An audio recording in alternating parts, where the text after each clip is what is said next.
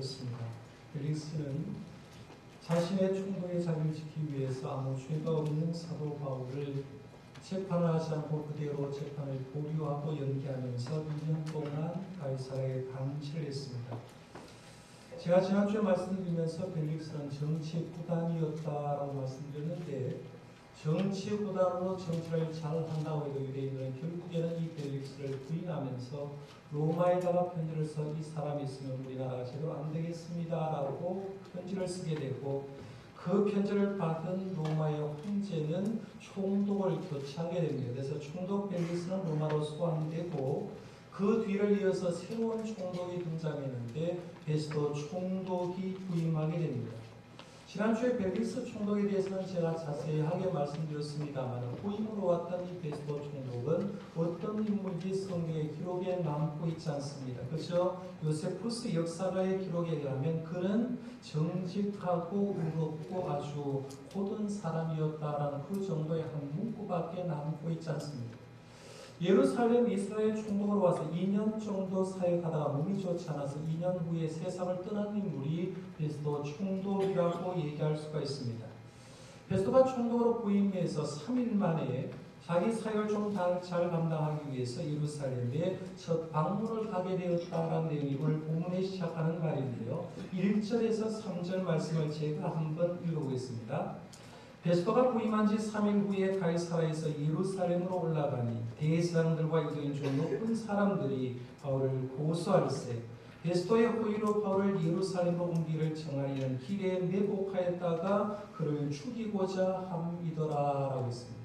이 말씀에서 두 가지 업무를 생각해 볼 수가 있는데, 하나는 열정적으로 총독의 직을 감당하려고 했던 베스도의 모습을 생각합니다. 자기가 가이사라의 총독부에 부임하고 3일 만에 벌써 예루살렘을 방문하고 예루살렘을 시찰하러 갔다고 하는 것은 굉장히 열정적으로 일하고 싶어 했던 베스도의 모습을 볼 수가 있습니다. 또 하나 볼 수가 있는 건 뭐냐면, 사도 바울이 가이사라에 2년 동안 감옥에 갇혀 있었는데 2년이 지난 지금까지도 예루살렘 지도자들은 사도 바울을 죽이고자 하고 있다 하는 그런 부분입니다.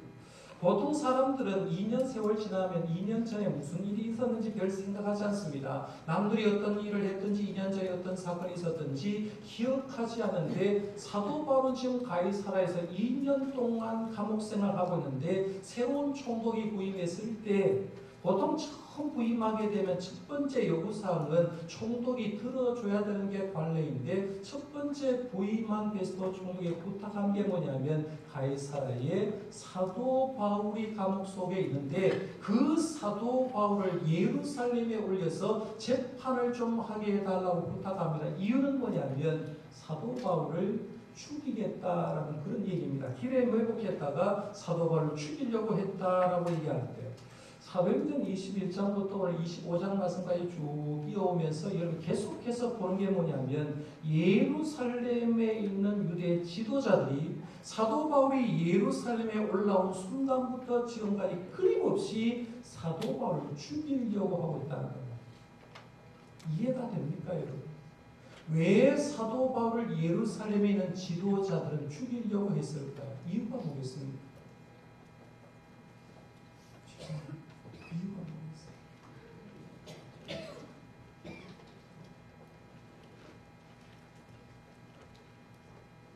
왜 죽이려고 했겠습니까?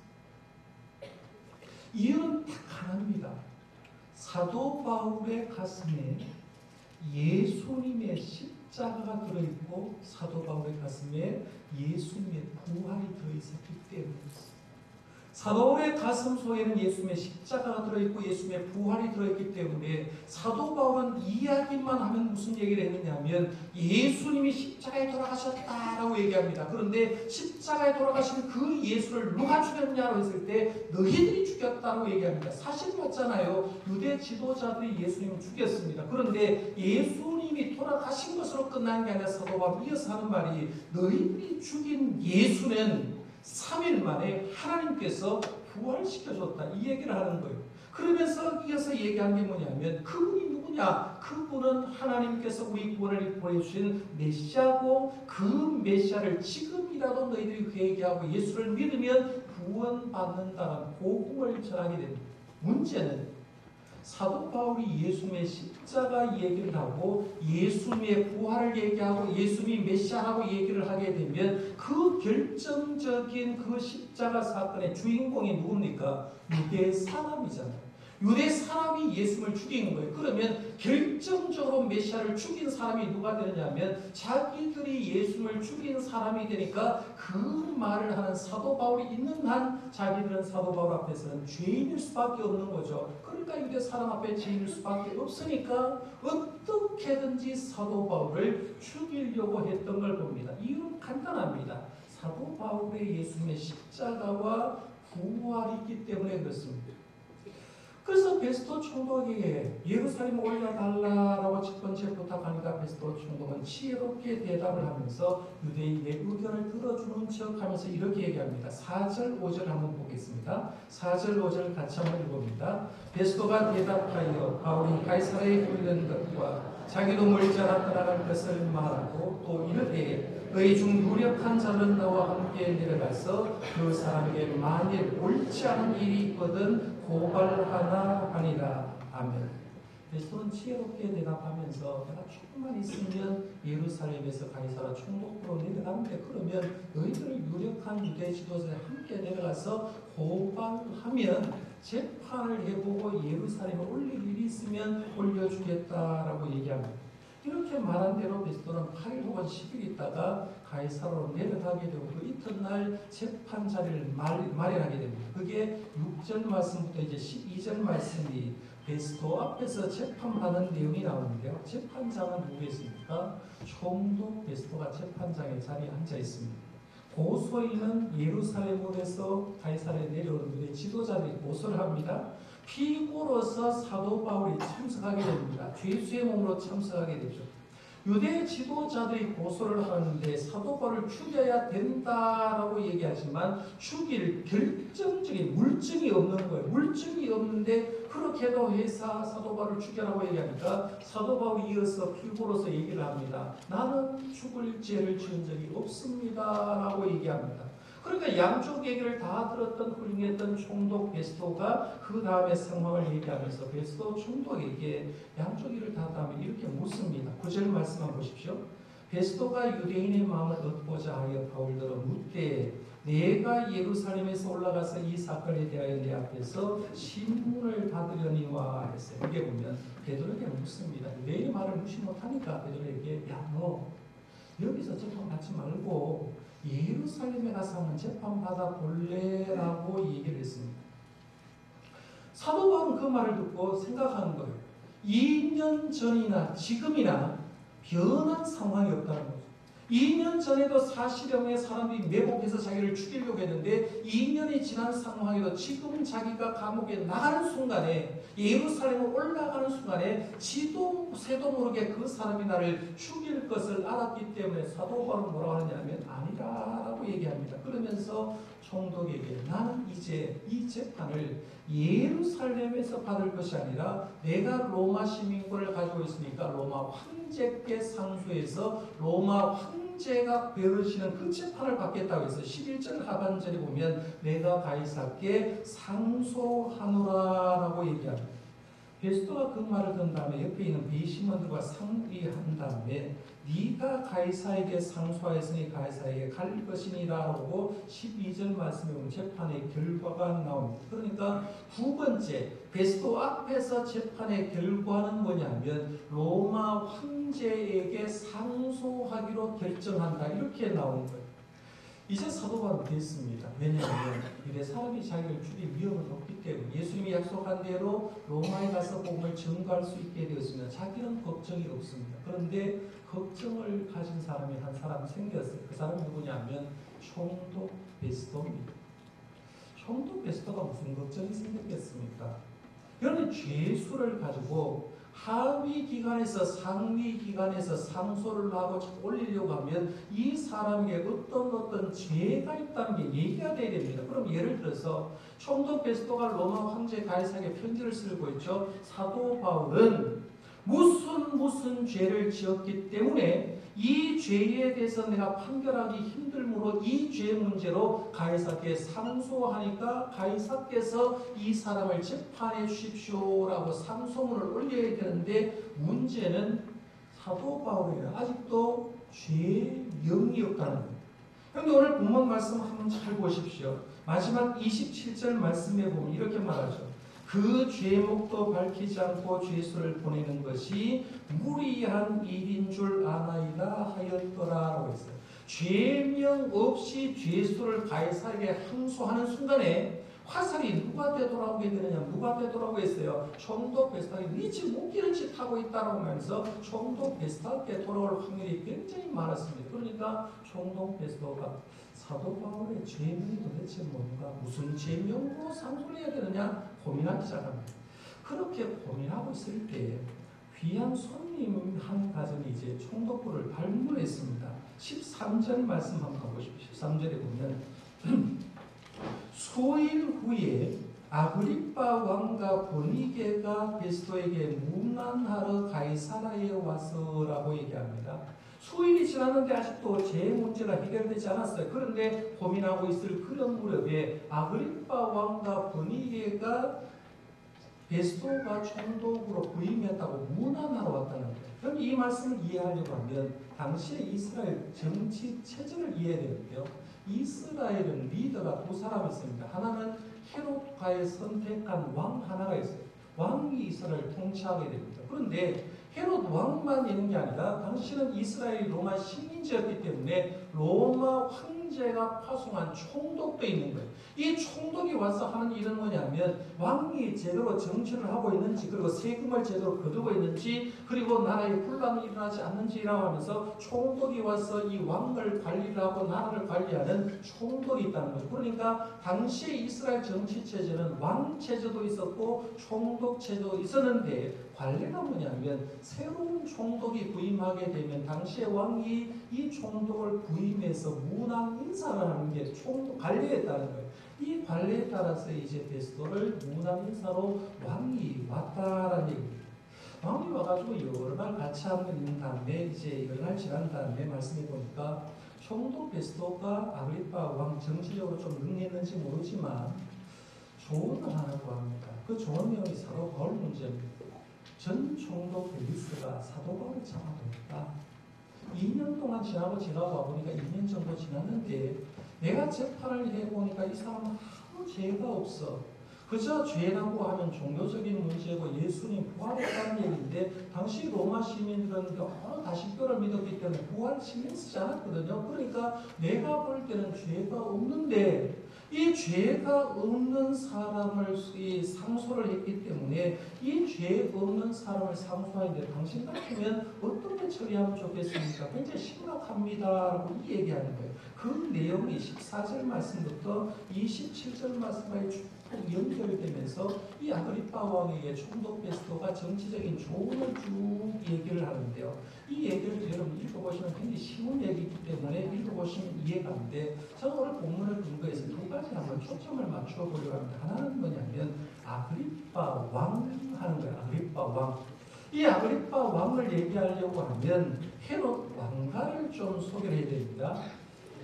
우리 보통 이시조선 왕가라고 하면 쭉 대를 이어서 얘기를 하잖아요. 그죠?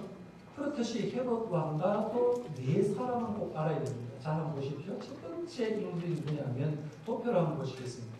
헤롯 대왕입니다. 헤롯 대왕. 주전 37년부터 주전 4년까지. 보통 우리가 이제 예수님을 정확하게 얘기할 때 역사가 좀 잘못돼서 주전 4년에 태어났다고 이렇게 생각하는데 헤롯 대왕이 있었고요. 헤롯 대왕의 아들이 누구냐 하면 헤롯 안티파스입니다. 헤롯 안티파스는 주전 4년에서 예수님 태어나고 서기 39년까지 통치했던 왕입니다. 그 다음에 헤롯 안티파스의 왕이 누구냐 하면 헤롯 아그리빠 왕이고 헤롯 아그리빠 왕의 아들이 누구냐 하면 헤롯 아그리빠 2세입니다. 그래서 오늘 본문 말씀에 나오는 아그리빠라고 했을 때 이 아그리빠는 헤롯 아그리빠 2세를 얘기합니다. 자, 이 얘기를 쭉 한번 생각해 보는데요. 제가 왜 이 말씀을 좀 드리느냐 하면 한번 보셔야 이해가 갑니다. 헤롯 대왕부터 한번 생각해볼게요. 헤롯 대왕 하면 생각나는 게 뭘까요? 헤롯 대왕은 헤롯 성전도 생각나야 되고요. 특별히 헤롯 대왕을 생각하면 동방박사가 좀 생각나면 좋겠어요. 동방박사가 예수님 태어날 때 큰 거리에서 별을 보고 찾아와서 헤롯 대왕을 만나고 하는 말이 유대인으로 왕으로 태어난 이가 어디 있습니까? 라고 물었잖아요. 헤롯 대왕이 깜짝 놀랍니다. 내가 왕인데 어떻게 유대인 왕이 있냐라고 말해서 속으로 깜짝 놀랐는데 겉으로 표현하지 않고 만약에 너희들이 찾아가서 유대인 왕을 만나서 경배하거든 나에게 와서 그 사람 어디에 있는지 좀 알려달라고 얘기합니다. 그래서 그 말을 들었던 동방박사가 베들레헴에 가서 예수님께 경배하고 떠나려고 하는데 천사가 지시했죠. 헤롯 대왕에게 가지 말고는 그냥 가라고 했습니다. 헤롯 대왕의 세월이 지났는데 안 오니까 내가 속았다라고 생각하고 당시를 기점으로 해서 2세 이하의 사내아이들을 베들레헴과 그 군동의 지방에 있는 사내아이를 다 죽여버렸다고 합니다. 고왕이 헤롯 대왕입니다. 그런데 여러분 헤롯 대왕을 여러분이 아셔야 될 게 뭐냐면 이 헤롯 대왕의 족보를 좀 알 필요가 있는데요. 헤롯 대왕은 유대 나라 유다 지파 사람이 아니라 에돔 자손입니다. 에돔 자손. 성경에 보면 이둠의 족속이라고 얘기하고 있습니다. 그러면 여러분 에돔의 조상이 누구냐는 거예요. 제가 만약 안동건가 35대라고 얘기하면 제 위에는 34대, 32대 쫙 해가지고 시조가 있을 것 아닙니까? 그러면 헤롯 대왕은 에돔 족속의 후예인데 이 에돔 족속의 후예가도 쭉 쳐 올라가면 조상이 하나 등장하는데 에돔 족속의 조상이 누구냐 하면 누굴까요? 에서죠. 에서. 아브라함의 손자 이삭의 아들인 에서입니다. 에서하고 헤롯 왕가를 한번 연결해 보려고 합니다. 에서는 분명히 이삭의 쌍둥이 장자입니다. 장자면 엄청난 복을 받을 수가 있습니다. 그리고 장자면 재산도 배를 받을 수가 있었는데 이 에서는 밖에 갔다가 배가 고프니까 팥죽 쓰고 있는 붉은 죽을 쓰고 있는 동생 야곱을 보면서 팥죽 한 그릇만 달라라고 얘기를 하면서 내 장자권 줄게 하면서 장자권하고 팥죽 한 그릇을 바꿔버립니다. 나중에 자기 아버지 이삭이 돌아가실 때도 축복권을 결국에는 에서는 잃어버리고 동생 야곱이 아버지를 속여 취하게 됩니다. 에서는 세상 것 때문에 축복된 하나님의 것을 잃어버린 대표적인 인물이 에서입니다. 그 가문에 제일 잘난 인물이 한 사람만 선택하라고 하면 헤롯 대왕입니다. 이 사람은 이둠의 자손, 에돔 자손 가운데 이스라엘의 왕이 되었습니다. 굉장히 성공적으로 잘 된 사람입니다. 그 사람이 헤롯 대왕이에요. 그 아들 헤롯 안티파스는 조선 4년부터 서기 39년까지 통치를 했는데 헤롯 대왕의 아들이고 갈릴리와 베레아의 분봉왕입니다. 제가 네 사람만 이름했지만 사실은 옆에 가면 더 많은 왕이 있습니다. 그냥 계보상 네 사람 중요한 사람만 언급하려고 하는데요. 이 헤롯 안티파스는 어떤 인물이냐면 예수님 시대에 사역했던 사람입니다. 세례 요한을 죽인 사람이 헤롯 안티파스입니다. 그리고 예수님께 유라고 책망받은 왕도 헤롯 안티파스고요. 예수님을 십자가에 달리기 위해서 재판한 왕도 헤롯 안티파스. 그 아들, 그러니까 헤롯 대왕의 손자 때로 한 겁니다. 헤롯 아그리빠인데요. 이 헤롯 아그리빠는 서기 41년에서 44년 정도 왕이 있는데 헤롯 대왕 영토보다 훨씬 더 넓은 영토를 다스렸다라고 얘기합니다. 로마가 주전 6세기에 대제사장 임명권을 뺏어갔는데 가지고 갔던 대제사장 임명권을 헤롯 아그리빠 때 찾아올 정도로 굉장히 실세였다고 얘기합니다. 그런데 헤롯 아그리빠 시대에 한 게 뭐냐면 야고보를 죽인 인물이 바로 이 사람이에요. 순교시킨 인물. 베드로를 가둔 인물이 이 사람입니다. 영광을 하나님께 돌리지 않아서 사도행전 12장에 보면 충이 먹어서 죽은 인물. 지난번에 생각했죠. 헤롯 아그리빠 왕이 영광을 하나님께 돌리지 않고 벌레가 와서 죽었는데 그 사람 죽은 장소가 어디냐면 오늘 본문에 나오는 가이사라 총독부입니다. 사실은요. 거기서 군중에서 원형 경기장에서 연설하고 하나님께 영광을 돌리고 신이라고 막 얘기하니까 영광을 하나님께 돌리지 못하고 돌아와서 며칠 만에 충이 먹어 죽은 인물이 헤롯 아그리빠입니다.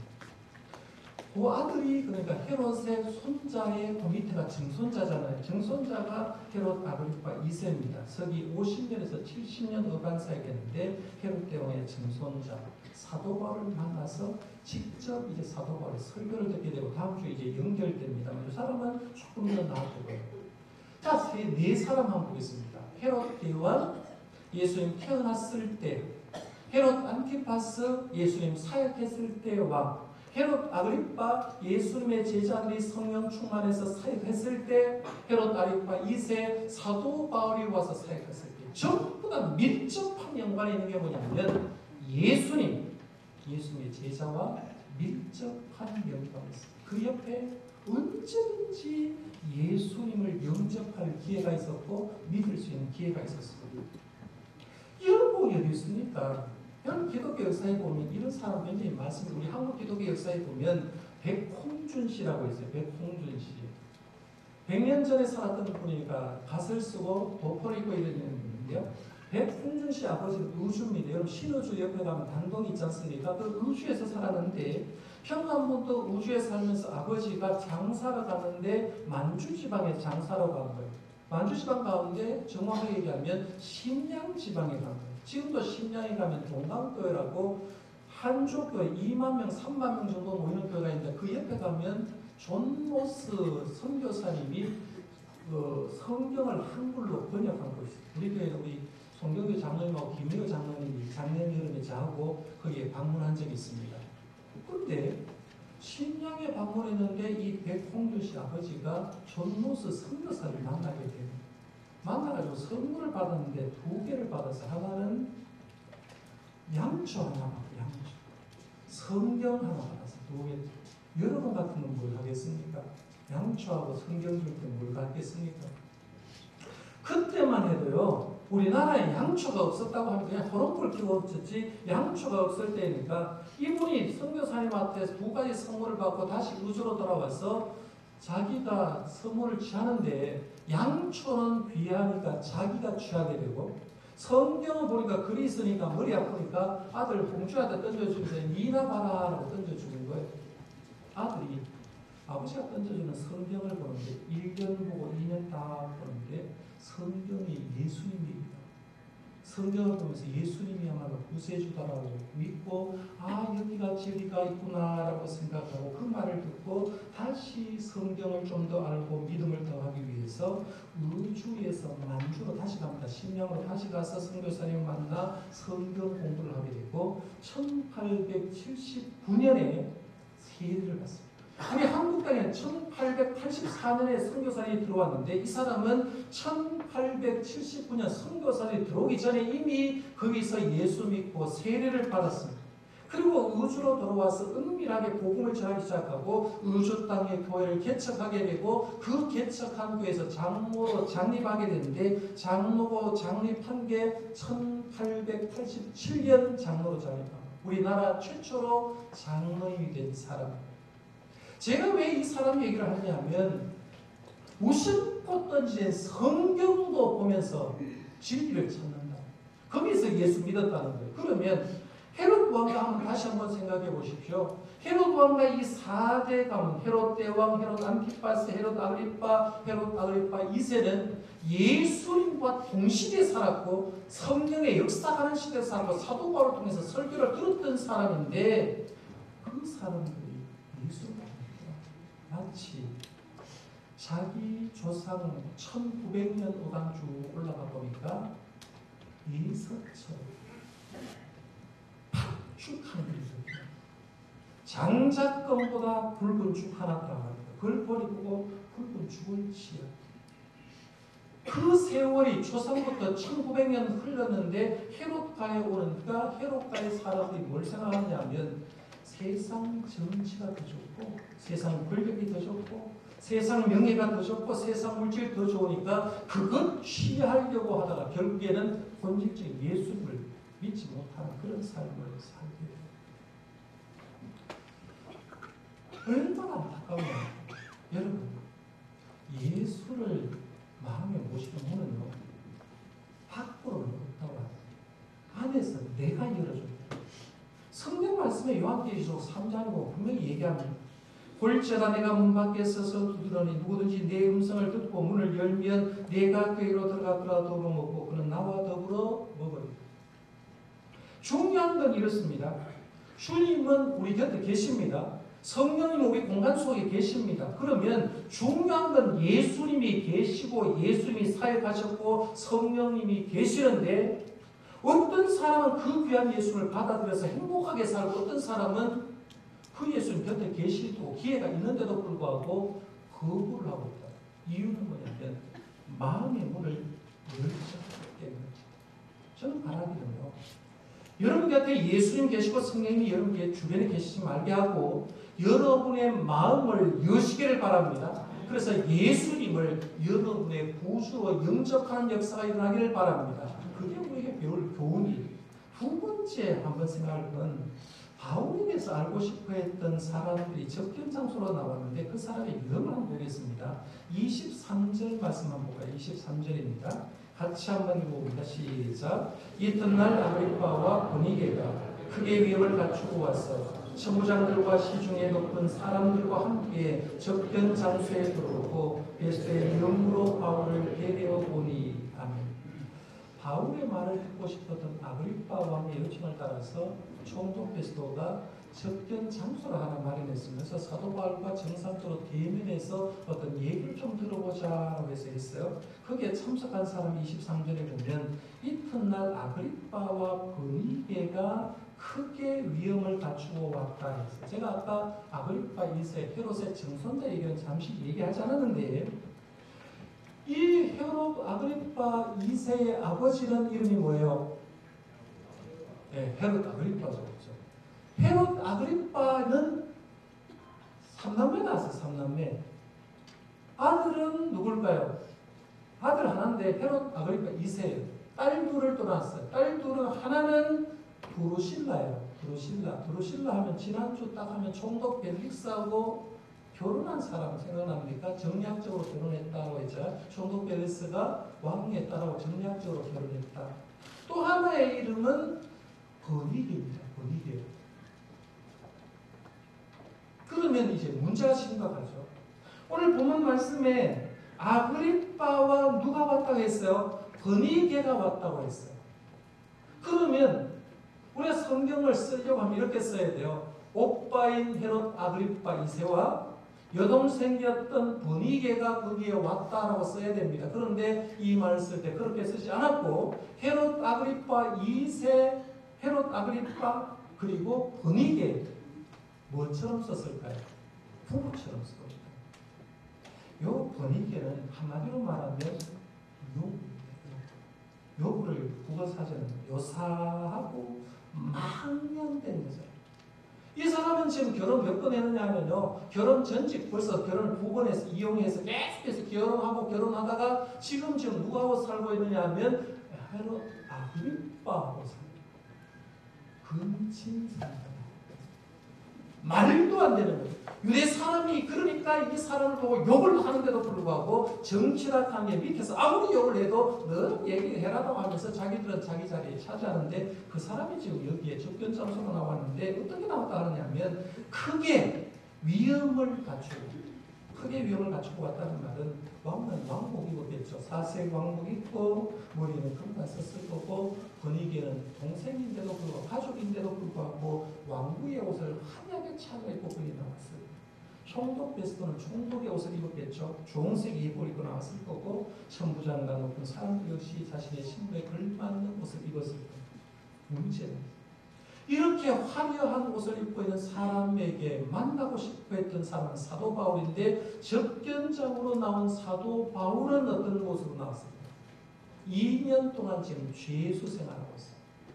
초라한 모습으로 나왔겠죠. 옷은 죄수복을 입고 있겠죠. 손은 쇠사슬에 매여 있겠죠. 비교를 한번 해보시라는 얘기입니다. 지금 사도 바울과 여기에 나온 접견 장소에 보려고 했던 사람 외면은 누가 화려하느냐 하면 훨씬 더 아그리빠 버니게 천부장 지도자들이 훨씬 더 위험있게 멋있게 화려하게 보였을 겁니다. 근데 반대로 바울은 굉장히 초라했을 겁니다. 제수복 손에는 쇠사슬에 묶여 있습니다. 겉으로는 화려하고 권력자의 모습으로 나타났지만 헤롯 아그리파 2세와 공유된 내면에는 불륜, 죄에 가득 차 있는 사람. 총독 베스트와 천부장과 높은 사람, 겉으로는 대단하게 보이지만 내면으로 들어가 보니까 자기 자를 위해서 전전 긍정하는 사람이다. 반면에 사도 바울, 겉은 죄수복을 입고 천한 모습으로 왔고 손에는 쇠사슬에 매여 있었지만 그의 속은 그렇지 않았습니다. 그의 속은 하늘의 영광으로 가득 차 있습니다. 세계를 변화시킬 복음이 그 속에 들어있었습니다. 그러니까 내면과 밖으로 표현되는 건 엄청나게 달랐다는 얘기입니다. 역사가들은 본문의 사도 바울의 모습을 이렇게 정리하고 있습니다. 바울은 초라했다. 죄수의 옷을 입었고 손에는 쇠사슬이 묶여있었다. 그는 작은 키로 대머리요 눈썹은 짙었고 코는 구부러졌습니다. 다리는 휘어있었다. 아주 지극히 초라한 모습이었다. 그러나 그 얼굴에는 은혜의 충만, 신령한 영적 권세가 있었다. 오늘 여러분 어떻습니까? 우리들은 어떻습니까? 지금 세상 사람들은 어쩌면 아그리파 왕처럼 속은 썩고 속은 성적으로 타락하고 죄로 물들어 있음에도 불구하고 외적인 면의 화려함을 자랑하지 않습니까? 좋은 차, 좋은 아파트, 수십억 대 집에 산다고 나는 잘 산다고 얘기하지만 엄청나게 들어가면 속은 내면이 썩고 부패한 삶을 사는 사람이 얼마나 많은지 몰라요. 우리 예수 믿는 사람도 그런 사람일 수가 있습니다. 중요한 건 내가 외적인 면과 내적인 면을 비교했을 때 과연 어떠냐. 사도 바울은 외적인 면은 초라했지만 속에 예수님의 십자가 부활이 있었기 때문에 얼굴에 하나님의 영광이 나타났고 영적인 신령한 권세가 있었다라고 얘기합니다. 저는 우리 예수 믿는 사람들은 사도 바울의 모습을 담기를 바랍니다. 그렇다고 사도 바울처럼 죄수가 되라는 말도 아닙니다. 가난하게 살아는 말도 아닙니다. 세상적인 건 취할 수 있어야 됩니다. 그러나 세상적인 것을 자랑하는 것이 아니라 내 내면적인 믿음을 자랑할 수 있기를 바랍니다. 그래서 우리가 세상은 좀 부족한 거 어떻습니까? 차 좀 안 좋은 거 타고 다니는 거 어떻습니까? 우리 예수님 때문에 얼굴에 자신감이 오고 예수님 때문에 얼굴에 하나님의 영광이 나타나는 그런 모습으로 자신있게 살아가는 저와 여러분들 되시기를 바랍니다.